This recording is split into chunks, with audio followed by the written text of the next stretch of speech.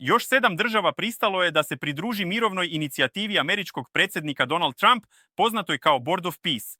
Među njima su Saudijska Arabija, Turska, Egipat, Jordan, Indonezija, Pakistan i Katar, navodi se u zajedničkom saopštenju. One se pridružuju Izraelu, koji je ranije potvrdio učešće. Grupa muslimanskih zemalja saopštila je da podržava cilj trajnog prekida vatre u Gazi, obnovu razrušene teritorije i postizanje, kako kažu, pravednog i trajnog mira. Na Svjetskom ekonomskom forumu u Davosu Trump je izjavio da je i Vladimir Putin prihvatio poziv da se pridruži odboru, ali je Moskva ubrzo poručila da još razmatra učešće i da je inicijativa pre svega relevantna za Bliski istok. Prema procurilom dokumentu, Board of Peace je zamišljen kao međunarodna organizacija koja bi delimično preuzela ulogu United Nations sa Trumpom kao predsjedavajućim i ključnim ovlašćenjima nad izvršnim telima. Stalne pozicije bi bile dostupne državama koje doprinesu najmanje $1 milijardu.